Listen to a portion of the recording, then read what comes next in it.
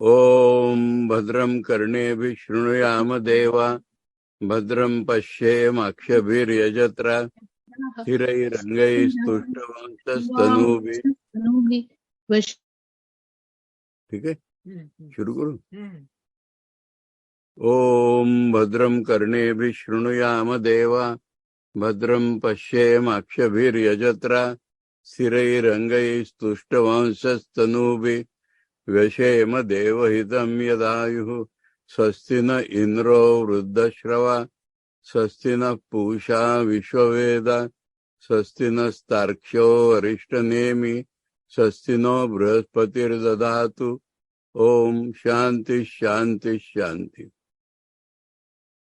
On the last occasion, we started the study of Advaita Prakaran of the Gaudapadiya Mandukya Karikas. And we are told that of the previous two chapters that if you determine the meaning of Om, you will find the real nature of man described.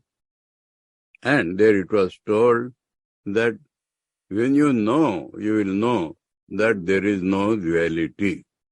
So, all this is due to sages have told us. Now, the impediment was that we experience duality. So, in the second prakaran, we were told that experience does not make thing real. And through various examples, through logic, we were told that Dvaita is not real. Now, if Dvaita is not real, is Advaita also unreal? No. We have been told, the sages' experience, that the Advaita is absolutely real. And we are also told that when we will know, then we will understand that. Now, this is what the rishis are told. So, is reason useful or not at all? This you have to understand. In Shankar's language, Advaitam kim agama matrena pratipattavyam ahosvit tarkena api iti ata aha shakyate tarkena api jnatum. Now let us go back to pramana mimamsa. How we know things in the world and reality. How we know things in the world? First is pratyaksha praman. We perceive directly. Not necessarily eyes, but some indriya or mind perceives directly. And that produces the strongest effect on our consciousness, that it makes it real. Now, many things in this world we cannot do pratyaksha. So, next we depend upon anumana praman. We see smoke on the hill. We infer that there has to be fire. We have seen in our house fire and smoke coexisting, and one of them, smoke, we see there, and so we infer. Now this inference depends upon pratyaksha, that is smoke we do see. So it is called anuman. Man means measure or means of knowledge. Anu means behind. So behind the pratyaksha, this follows. Now this anuman is tarka praman. Now it does not produce the same realism in our mind as pratyaksha does. This first make it very clear. Two pramanas, two types of pramanas, pratyaksha and apratyaksha. In no apratyaksha praman produces our consciousness of realism. And that is why intellectually Many people, and all, not all, but many people understand Advaita, but it does not affect their life absolutely. Because pratyaksha they say, immediately their mind tells it is real. This clearly must be understood. Pratyaksha only produces effect on us of its realism. Any apratyaksha, Brahman, any, can never remove that which we see by pratyaksha.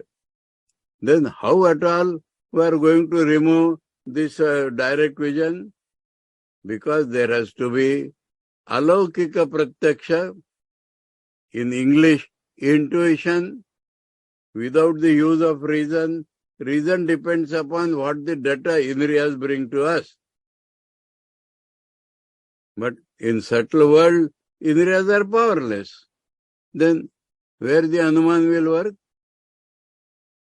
So, there is a super pratyaksha or atindriya pratyaksha, alaukika pratyaksha. It is pratyaksha, but more than pratyaksha. What people see in their bhavanubhav, when they transcend the limitations of the senses, their mind works. It is not imagination. It is not kalpana. The Western world may say subjective, imagination, not at all. Because we require proof. If your mind is in that state, you will also experience. That is the Brahman. I experience and you do not experience, then it is called subjective. But it depends upon the level of the consciousness in the mind. So if that level which I am experiencing, if you come to that level, you will also experience, so it is not subjective. But it is something which can cancel our today's pratyaksha. It is much more vivid. And then it goes on like that, higher and higher pratyaksha, cancelling the lower and lower pratyaksha. Now ultimately, it is called aparoksha, non-indirect, non-immediate knowledge. Immediate not in the sense of time, but no immediacy. Our knowledge is brought to us by mind and indriyas, sometimes by mind only, but without their medium, knowledge is our nature. And so, we know, because knowledge is our nature, not through the medium of our mind and indriyas. That is absolutely super pratyaksha. In English, the word is intuition for all experiences beyond reason. So, we'll have to call that experience as intuition takes an absolute turn, or immediate knowledge without any immediacy. In Sanskrit, aparoksha jnana, the knowledge which is not indirect. Anyway, now come to other means of indirect knowledge. Upamana praman. That means this thing is like this. It gives an idea. It is sometimes better than reason. Because in reason, we are not getting any touch of experience. But we know this is a cow. And in the forest we say something like that. So we get the knowledge, it is something like a cow. This knowledge is called upamana praman. This also is indirect. It cannot replace our direct knowledge. Third is called arthapaddi. This is also reason. Deductive reason, inductive reason. So, we are not seeing smoke and reducing fire. But a man, we know he does not eat in the daytime, and yet he is growing fatter. So, we are not inferring. We are assuming something which will explain this. We are assuming that he must be eating in the night. We are not seeing he is eating in the night. So it is not like Anuman. But something we are seeing, unexplained, we are assuming something to explain that. This is also indirect, called Arthapatti. Then, there is a means of knowledge recognized by the Mīmāṅsakas, found by the Mīmāṅsakas, and accepted by the Vedantis. Other systems do not know about it, or the Western world does not know about it. The question is, how do we know the absence of something? Absence of something has to be known. We cannot know it directly, because it is absent. We cannot infer. We cannot use inductive or deductive logic. We cannot say something like this. But non-experiencing is the means of that knowledge. Indirect. But it is stronger than other indirect knowledges. For example, in deep sleep, we do not experience Dvaita. In Samadhi, we do not experience Dvaita. So, Dvaita is not real. This is also indirect, but much stronger. You, please bring my pen from that table. Sir, there is no pen on the table. How did you know that? Some people try to say, if it had been there, I would have. But first, directly, you do not see and you see it is not there. So, absence of a thing is known by Anupalabdhi Praman. Anupalabdhi. That is, not getting it, not experiencing. Not experiencing is the indirect Praman for knowing the absence of a thing.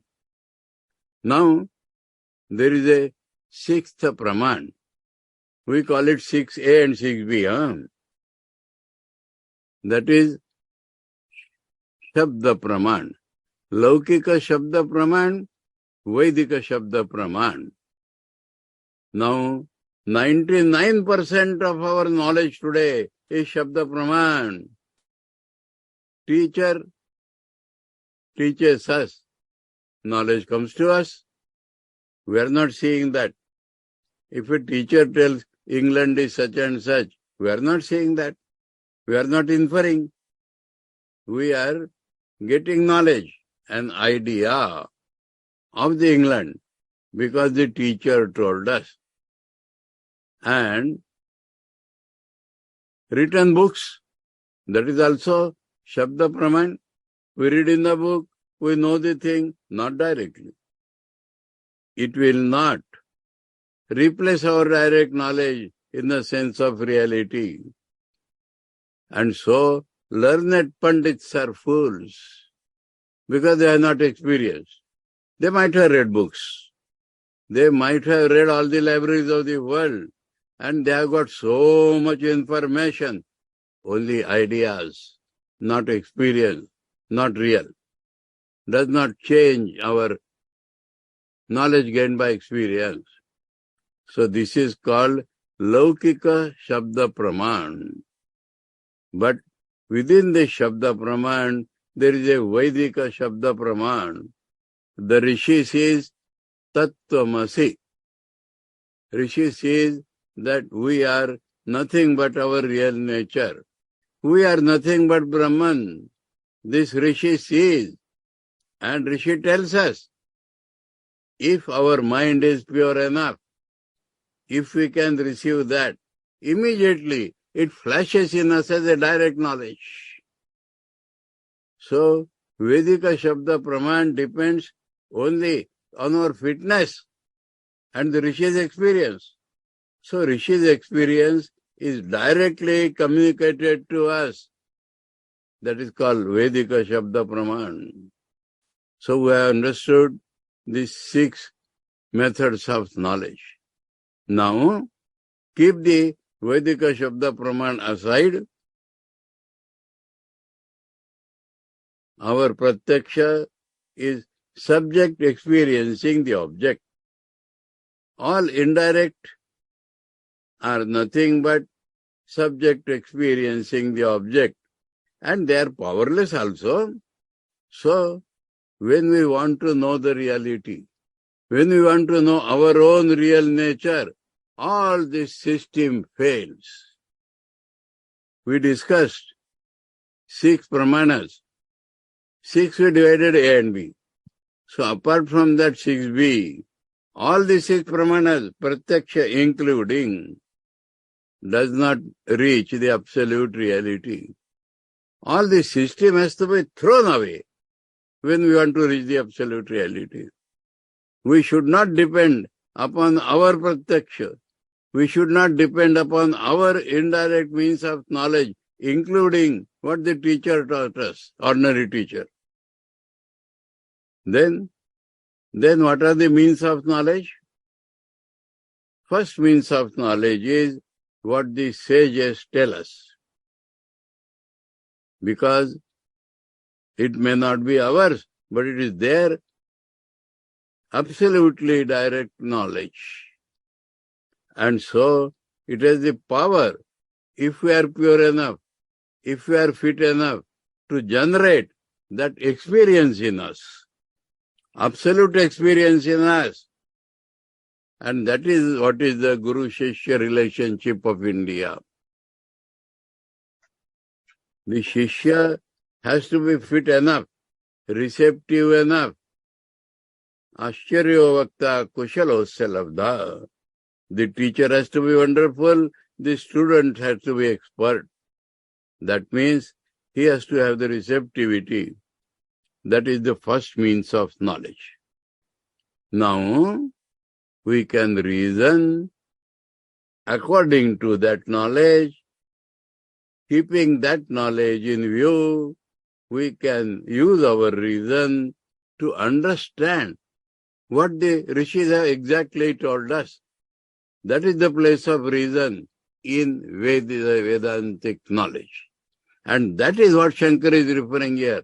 That Yukti Praman Shankar is referring here, not ordinary reasoning at all. Ordinary reasoning does not take us here or there. Understand, please. The word here is tarkena api. This tarka is not ordinary tarka. There is a tarka corresponding to what the rishis have said. There is a reason which makes us understand what the rishis are telling exactly. Immediately, our mind may roughly hold what the rishis have told. That is how the chapter begins, Karpanya and Akarpanya. Karpanya and Akarpanya, we feel we have understood Vedanta, but we have not correctly understood Vedanta. So lot of reason Govt will give us to understand Advaita correctly. That is the Advaita Prakaran. Advaita Prakaran, Shankar says reason. It is not independent reason. Independent reason will lead to nihilism, that is already told in the preface. Independent reason that things we see are not real. Then what is there? Zero. So independent reason will lead to nihilism. But that is not true, because it is against the Rishi's experience. That is against our own experience also. So, independent reason does not stand anywhere in Vedanta. But there is a reason. Just now, as I told, that Rishis are talking of Advaita. We think we understood Advaita, but we have not fully understood Advaita. We have not exactly understood Advaita. And their reason has a part. Tarkena api jnatum shakyam. Can we apply reason also to understand it exactly? That is Advaita Prakaran. So please forget about independent reason. In the preface, Shankara has shown Swami Vivekananda shown in his Jnana Yoga that independent reason leads us to nihilism. But there is a reason corresponding to what the sages have told, and then it helps us to understand what the rishis have exactly told us. That is the whole Advaita Prakaran. Any wrong understanding of Advaita, any gross, crude understanding of Advaita is not taking us to realize the truth. So, first, listen to what the sages are telling. Secondly, make it firm in your mind by applying reason corresponding to that. I can tell it in another way.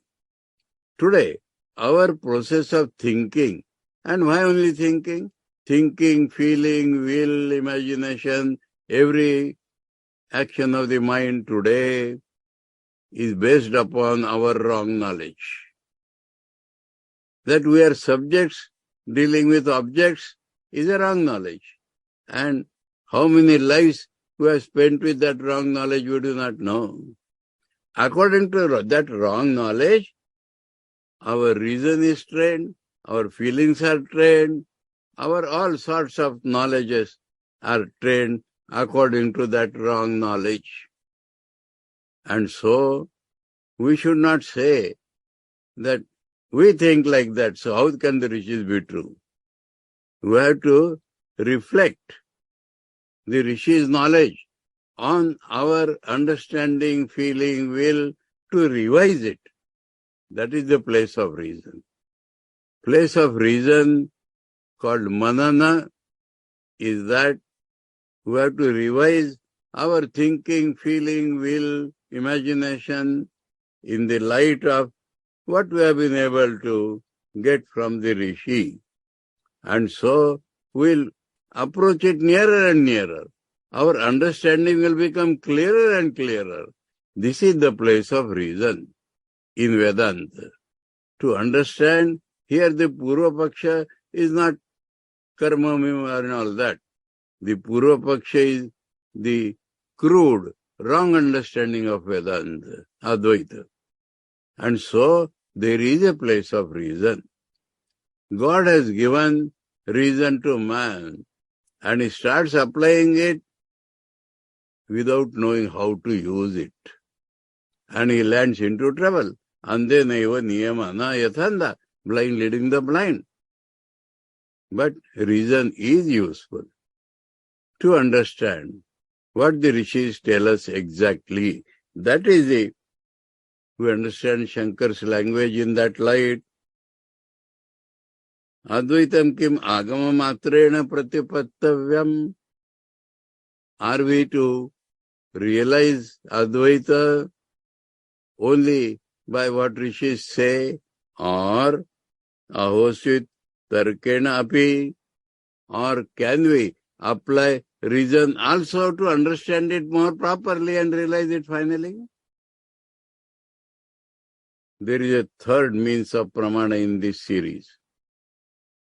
Shruti, yukti. This is called yukti, reason. Yukti, anubhuti. Finally, we will experience exactly what the Rishi has experienced. That is the final praman. Final praman is our own experience. Swami tells it funnily. What rishis are telling are correct, because I also experience like that. What I experience is correct because rishis have already told like that. So, when these two things tally, the rishis' experience, our reason applied to understand it properly, and our own experience corresponds with that, then that is final knowledge. So, the 6 systems, 6 methods have failed, have to be thrown out, and a new series of 3 means is used. Shruti, Yukti, Anubhuti. That is Advaita Vedanta's proper means of knowledge. And so, we understand Shankar's introduction in this light. Tat katham iti advaita prakaranam arabhyate. So how that is to be done is told in the Advaita Prakaran. That means Advaita Prakaran will make us use reason to understand Advaita exactly. To understand Advaita exactly, we will use reason taught by the Advaita Prakaran. Now, in not properly understanding Advaita, there is another type of flaw.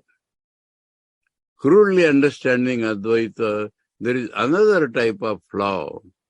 And we see it in the expressions. Who shall meditate on whom? If all is one, has to be experienced. Before that, Jnatam Dvaitam Vidyate, Ajnate Dvaitam Vidyate. But this foolish notion comes. The best example or the worst example of this is Jaddu Krishnamurti. So the other thinkers call it ladderless heaven. No sadhana, no change in consciousness, and deconditioning of the mind. Mind itself is a condition. So this is equally wrong knowledge. So, in this Advaita Prakaran, that also will be taken care of by telling us definitely there is a place of sadhana in Advaita. But another problem comes. If sadhana is there, have we to go away from Advaita for doing that sadhana? That is first two shlokas are telling. That it was Advaita, now I have come away, so I will worship and get back to my Advaita. This is a faulty understanding. And so, there is a place of sadhana. But during sadhana, we do not have to give up Advaita. This is the Advaita Prakaran will teach us. So, three things. Advaita is real. We can apply, Rishis have told us. We shall also know it when we know. We can apply our reason to understand what the Rishis are exactly telling, and we shall experience it through sadhana. And sadhana does not require. So Jaddu Krishnamurti is gone, cancelled. It is called pseudo-Advaita. Like Advaita it appears. And people are enamored of that. But it is ladderless heaven. And so, there is a place of sadhana. Sadhana is absolutely essential. But this should not take us away from Advaita, even during sadhana. Even during sadhana, we have to stick to concepts of Advaita. And that also will be told in this Advaita Prakaran. Three things. What the Rishis are telling, to understand it exactly, and there is a place of sadhana, so that misunderstanding also removed, and sadhana does not mean we have to go away from Advaita. This is Advaita Prakaran. So, we read the first two karikas last time. Upasana shrito dharmo jate brahmani vartate pragutpatter ajam sarvam tena so kripana smrita. There is a dharma. Dharma means some attribute of Brahman. So Jeev is called dharma in this Advaita and Alati Shanti Prakaran. Dharma or a Jiva has taken resort to Upasana as the means of getting back to his lost Advaita. And he thinks, before I was Brahman, now I have fallen, and so doing this upasana, I will get back. This is called tena aso kripana smruta. This is one-sided or limited or wrong thinking. Not exactly understanding Advaita is this. So, second karika, ato vakshami akarpanyam ajati samatam gatam yatha na jayate kinchit jayamanam samantata. Therefore, I am telling you, I shall tell you, what is akarpanyam? What is not limited knowledge? What is not one-sided knowledge? What is real knowledge? So it has been put in this double negative. Non-exact knowledge is karpanya. Non-exact knowledge is akarpanya. That I shall tell you. And what I shall tell you? Ajati. It has not changed. We appear to be born, but we are not born. Parabrahman appears to have born as jivas, but it is not real. Ajati. It was never born. Samatam gatam. But it is all pervading. Equally present in all. Real like it appears. But that is exact Vedanta. Ajati samatam gatam jayamanam samantata na jayate kinchit yatha tad akarpanyam vakshami. Being born everywhere. Shatar says, Tvam kumara utava kumari, Tvam jirno dandena vanchasi, Tvam jato bhavasi vishwato mukha, Tvam stri tvam pumanasi, Tvam kumara utava kumari, Tvam jirno dandena vanchasi, jato bhavasi vishwato mukha. In Gita also Bhagavan says that wherever anything is born of any yoni, I am born there. So, being born everywhere, he does not change. How? That akarpanya I shall tell you. So, this is the pratijna. Pratijna in the Advaita Prakaran is that if you think, today I have fallen and by sadhana I will go there, is wrong, limited thinking. I shall tell you how to think, how to understand Advaita correctly. And how it will be shown that ajati samatam gatam, though he is not born, he is everywhere, equally everywhere, in all beings, in inanimate objects also. And while being born everywhere, he does not undergo any change. This is real Advaita, and this is not limited thinking, and I shall tell you that.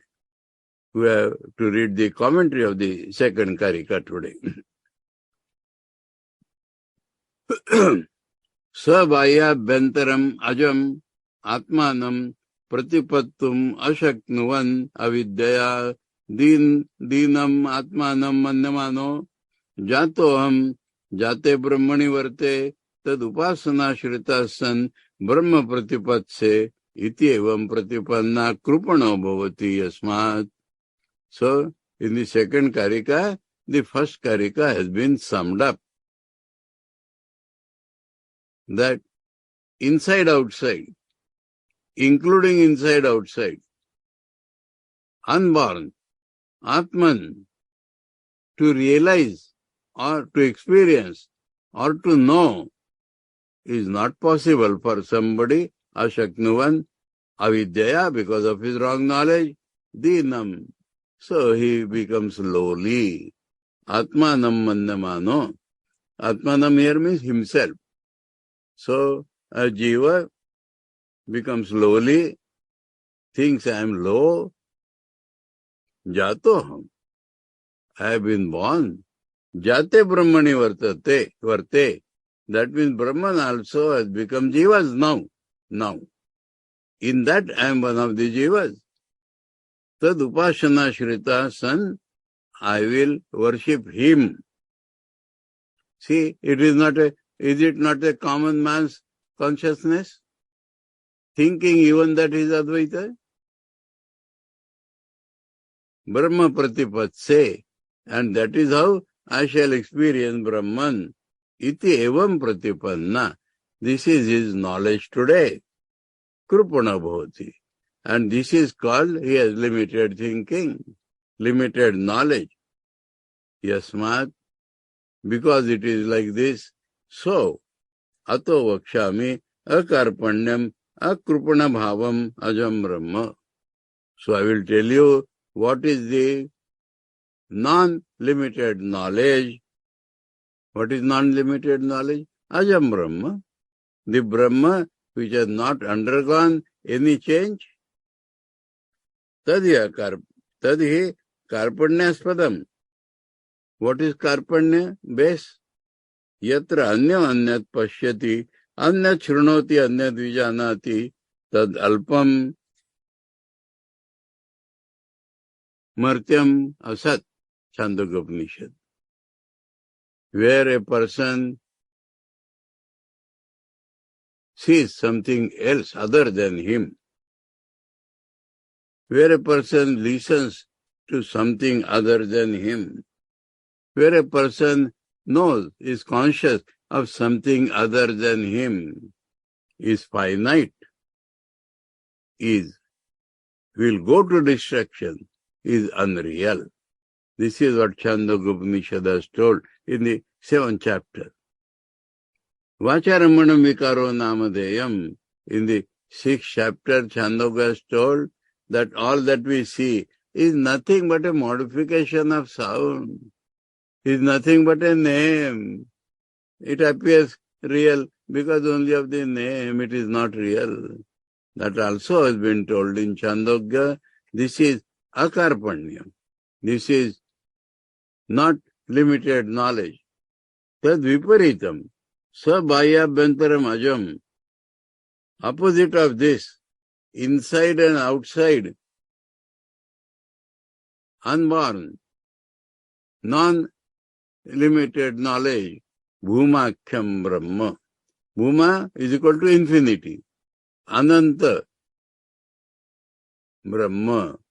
Ajam, bhumakhyam brahma. So Brahman name is infinity. That is opposite of this krupana knowledge. Yat prapya avidya kruta sarva karpanya nivrutti. If we get that, jnate dvaitam na vidyate. If we get that, what? Sabhaya bantaram ajam akarpanyam bhumakhyam brahma. If we get that, then whatever wrong knowledge had produced the limited consciousness in us, that will be wiped out. Tadakarpanyam, that will be non-limited knowledge. Vakshamiti artha. So I shall be telling about that knowledge. Tad ajati, what it is? Ajati. What is jati? Birth. What is birth? A different form than others is called jati.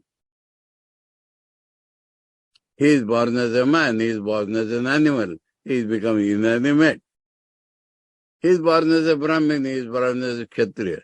He is born as an Indian, he is born as a Pakistani or American.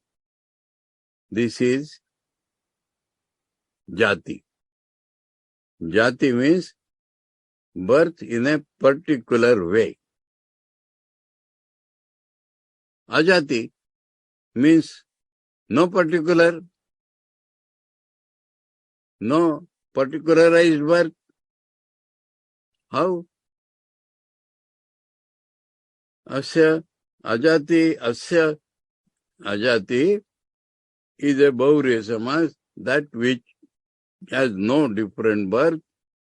Samatam gatam, sarva samyam gatam, He is present equally in all beings, animate, inanimate, man, woman, animals, gods, all.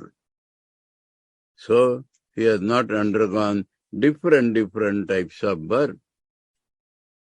Kasmat, how do you say so? Avayava Vaishamya Abhavat. What is the difference between man and woman? Some part of it is different than others. What is the difference between man and animals? Some part is different than the others. What is different between animate and inanimate being? Some part is different than others. What is the difference between man and gods?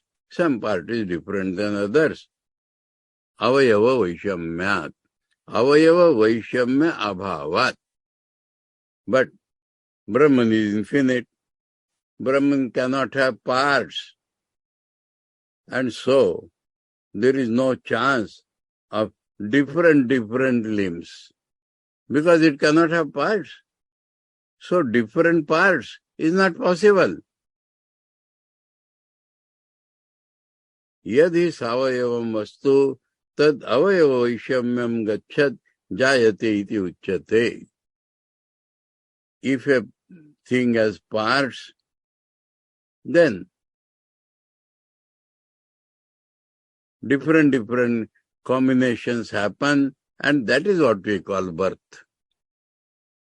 A boy is born, a girl is born, an animal is born, we call when the combination or arrangement of parts is different. That is called jati. That is called differently born. Idam tu, but here, niravayatvat, because Brahman has no parts, samatam gatam, he is same in all, iti, na kaishchid avayava sputati. Sputati means becomes clear. So, by any part, he does not become different. Ato ajati akarpanyam. So, it is not born differently, it is not limited thinking, it is not wrong thinking. Samantata. Everywhere. Yatha na jayate kinchid alpam api. So, everywhere, nothing is born differently. Na sputati. Does not become clear differently. Rajju sarpavad avidyakrita drishtya jayamanami. Then what is happening? Just like instead of rope, we are seeing snake, so we are seeing differences. Jayamanam, so is being born as snake is born in rope, so the different beings we see, yena prakarena na jayate. That method by which it is not differently born. Sarvato ajameva brahma bhavati. Everywhere it is the non-born Brahma. Tatha tam prakaram shrunu iti artha. So, listen to that method by which, while appearing to be born everywhere like the snake in the rope, he is not differently born anywhere. That is akarpanya, and that I shall tell you, Gautpaji says. We come to third karika. Now, in Vaitatya Prakaran, many logic were given, but the main was dream. In Advaita Prakaran, the main is Akasha. So that day we tried to clear what is Akash. We have to again think of that today first. Akasha is space. It is primordial matter. It is indiscrete matter. There is no vacuum. No vacuum. Space does not mean vacuum. Atmana akasha sambhuta. From ātman, it appeared as if matter has come. It appeared as if matter has come. Atman is consciousness. Atman is infinite. From that nothing can come. So, appears as come. And that is space. Space, how to define it? It gives place to all objects. That means we experience this book in space. We experience this computer in space. We experience our own body in space. That is one quality of space, one characteristic of space. The other is that it transmits sound. There is no vacuum. Scientist people say in vacuum sound cannot travel. They could not hear because of the subtlety of the sound which travels. So, it supports sound to travel. These two things make Akasha. Akasha, call it space, because it gives place to everybody. Understand? If water is there, and we put something in water, the water is displaced. If we put something in space, it is already in space. If you put something in space, space is not displaced. Because space is, it gives place to everybody, everything, and it is indiscrete matter. Matter which has not evolved into, grossified into perceptible objects. That is Akasha. So if the Akasha concept is clear, in English translation, sometimes ether is used. Ether was a concept with which the Western world was struggling. Because it also found that if you take it as a vacuum, so many things you cannot explain. So there is matter, ether. But as soon as they imagined matter, they could not imagine indiscrete matter, and so it could not answer the properties of space. So they had to throw out that. So, ether is not the correct translation. Correct translation is space. Not space as we understand it, but Akasha as it is really understood. And so, Akasha is the example for ātman. And we read the third karika. Atma hi akashava jivaihi ghatakashair iva uditaha ghatadivaccha sangatair jatau etan nidarshanam. Etan nidarshanam means this is the example for how jivas are born out of Brahman without Brahman being undergoing any change. So the syntax is Akashavat Atma Ghatakashair iva jivaihi udita. Akashavat Atma Ghatakashair iva jivai udita. Ghatadivaccha sangatair udita jata jatau. Ghatadivaccha sangatair jatau. Iti etat nidarshanam. So Atma is like Akasha. First clause, Atma is like Akasha. Atma means Paramatma. Atma means reality. What the individuals are called Jiva, Dharma or Jiva. So, Jivas are like Ghatakasha. Akasha, Mahakasha or Akasha itself, we put a jar in it. So it appears that there is Akasha in the jar. Is Akasha broken? Is Akasha in the jar? Has any difference from the Akasha? We move the jar. Then Akasha in the jar. It is a different Akasha now.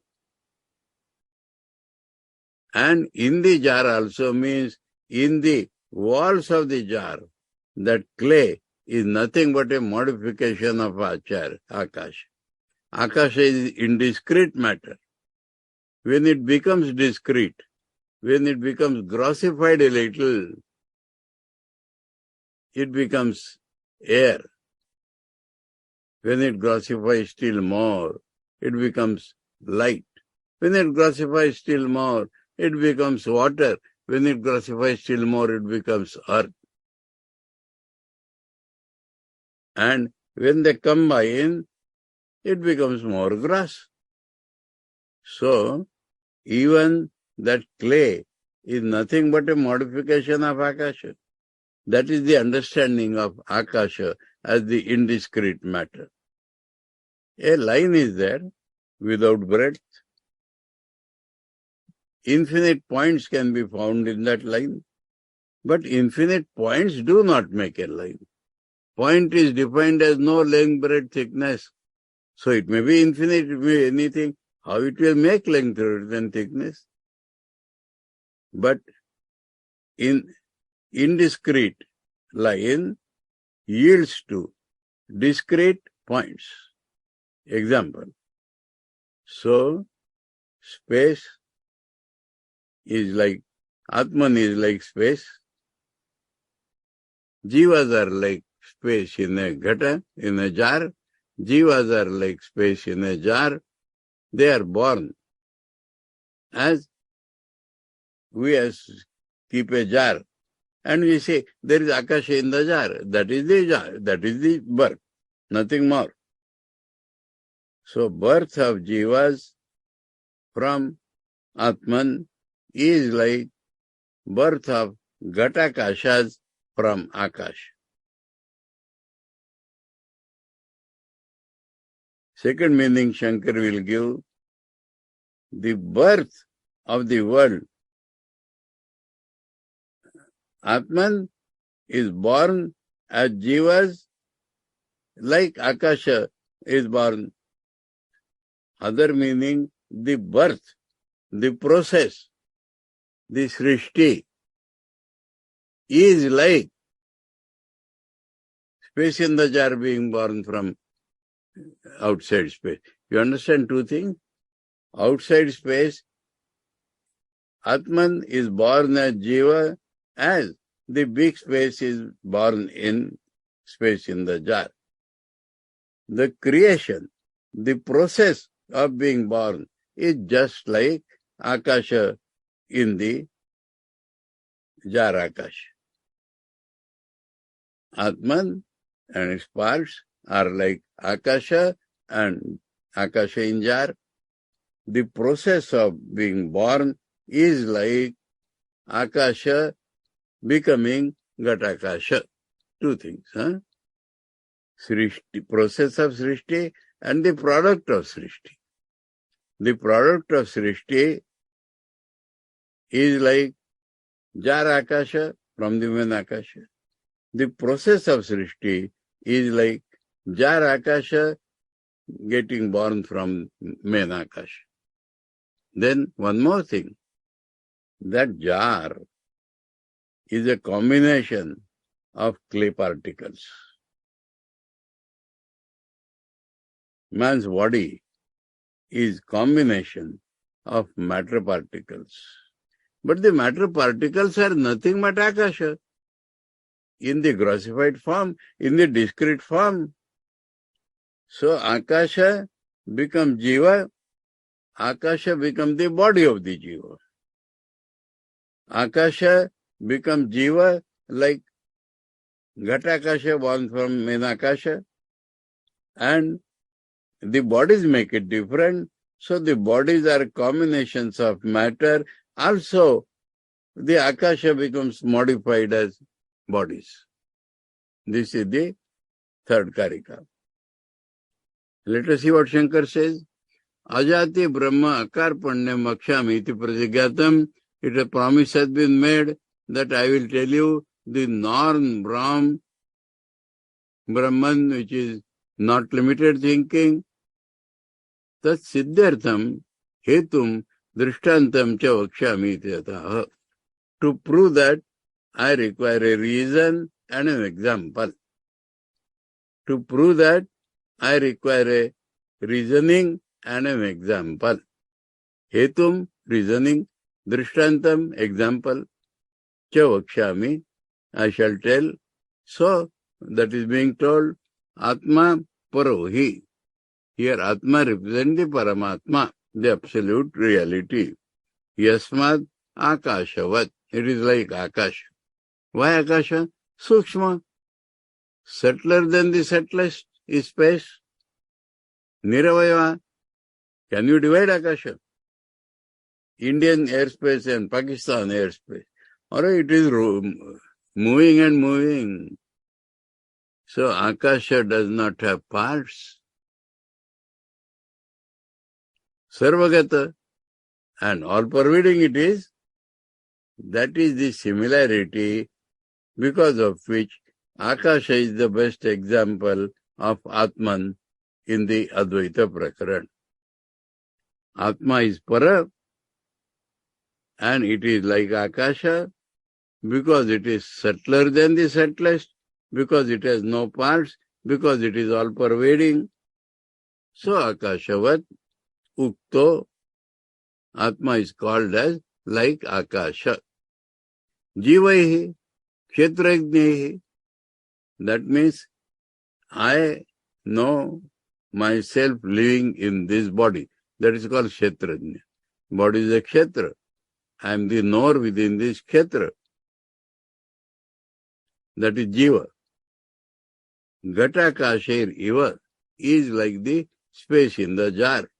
Iva, Ghatakasha Tulya, like the space in the jar. There is no space in the jar, but like. Udita means born as. Uktaha is called Saiva Akasha Sama Paratma.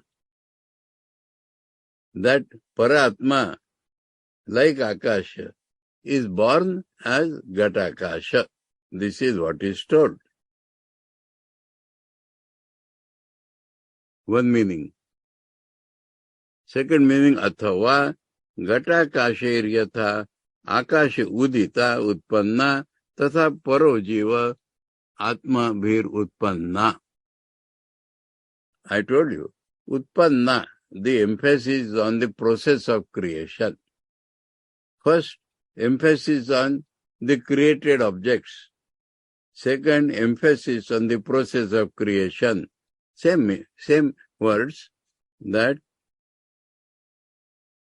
Ghatakasher yatha akasha udita utpanna tatha paro jivatma bhir utpanna.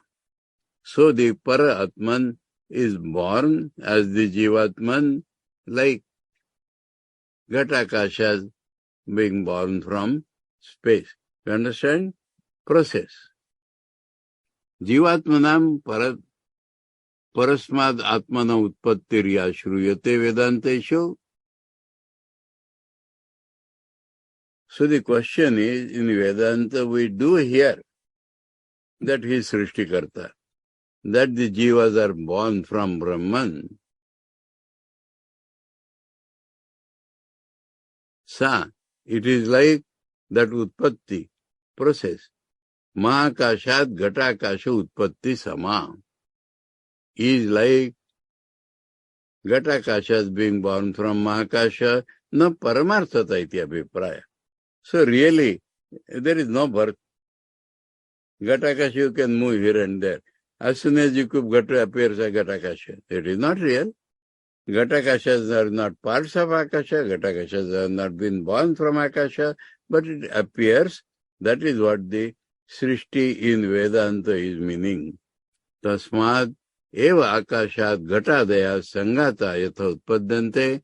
From that very Akasha, Ghata, the combinations are born.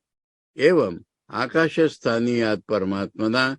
So, Akasha exemplified Atman, Paramatma, Prithivya Bhuti Sangata, the clay, solid, etc., Bhuta, elements, combination, Adhyatmikascha, this body, Karya Karana Lakshana, Prithivya Adhyatmikascha.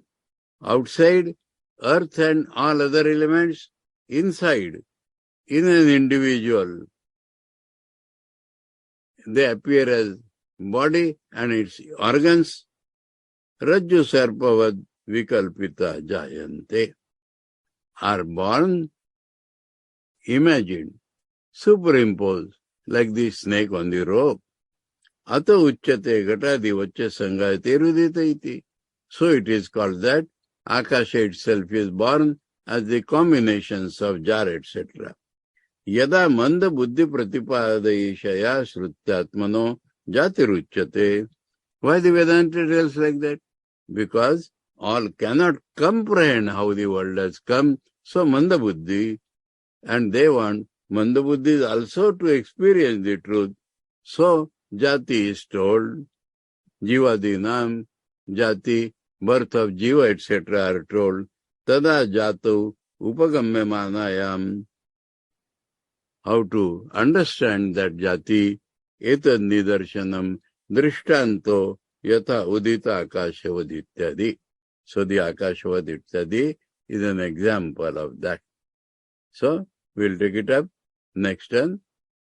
Om Badram Karnebhi Shrunuyama Deva Badram Pashyem Akshabhirejatra Sthirairangai Vansasthanuvi Vyashema Devahitam Yadayuhu Swastina Indro Vruddashrava Swastina Pusha Vishwaveda Swastina Starksho Arishtanemi Swastino Brahaspatir Dadhatu. Om Shanti Shanti Shanti. Hari Om Tat Sat.